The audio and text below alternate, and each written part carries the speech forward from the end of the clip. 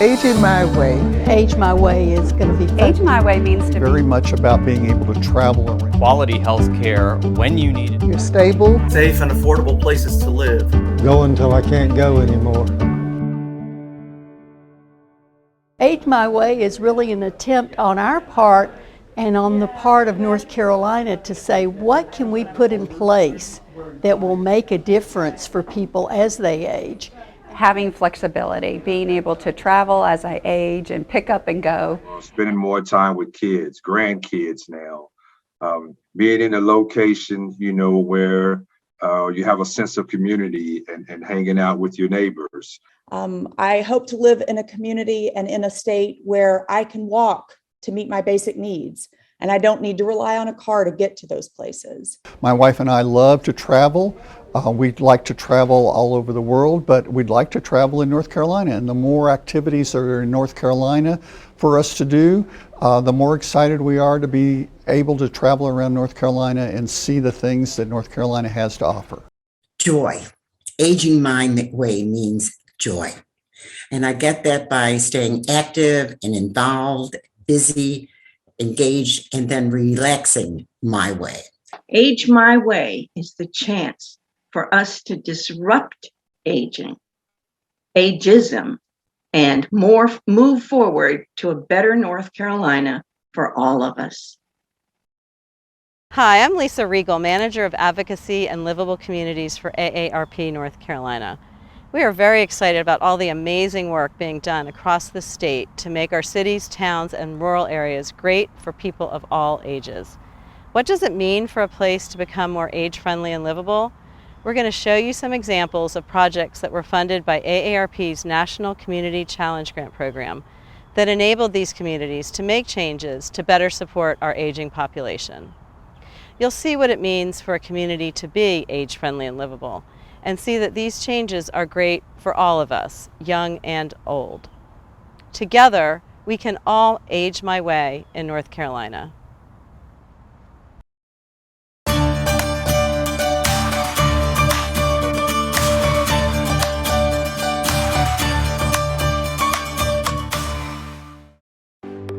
The project that we got this wonderful AARP grant for is to build a community garden. This is a wonderful place where many people are going to be able to connect with the environment that sustains them.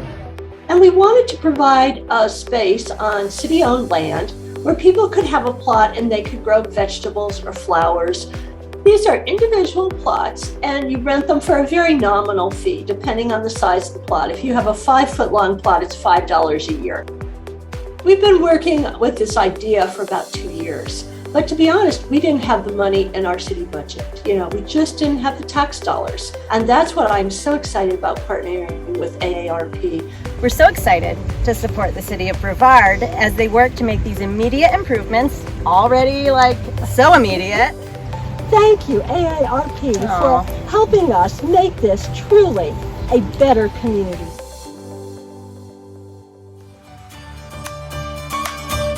When the AARP grant came along, we went big.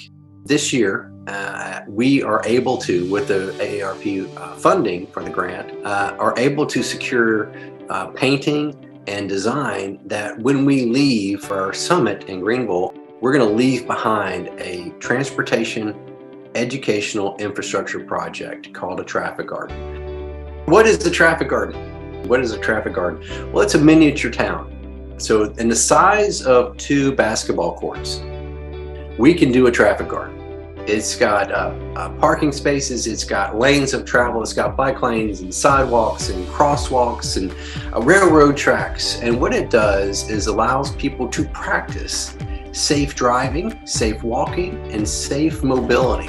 It teaches kids and adults to ride on the right side of the road with traffic. It teaches kids and adults to walk against traffic when they're in the lane.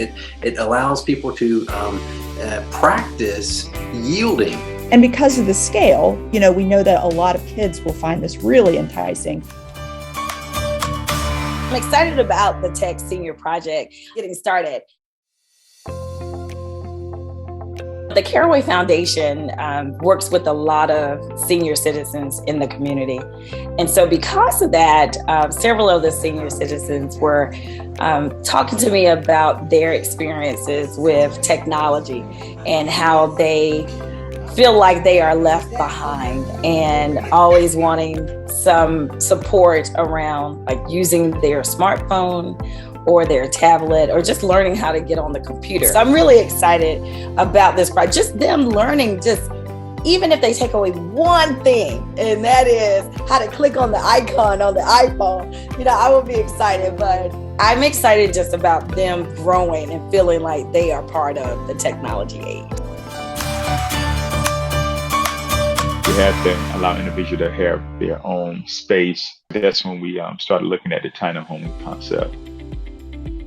It's a space that is therapeutic for the individual that's returning, as well as giving them some sense of ownership. We had a great number of people returning over 55 and 60, years old. These seniors cannot access some of these senior living apartment complexes or retirement spaces because of prior convictions. So to bring it back in, this with AARP, this grant was to build and launch this first tiny home, but also allowed us to utilize those plans to develop our own handicap accessible ADA compliant units. And so for AARP to take the stance to to come aside and see people as human versus as whatever their title or whatever label that's been placed upon them, but see people as human. A 73-year-old man returning to society and needs medical care, needs a place to stay, a place where we would want to spend the last years of our life at. You know what I'm saying?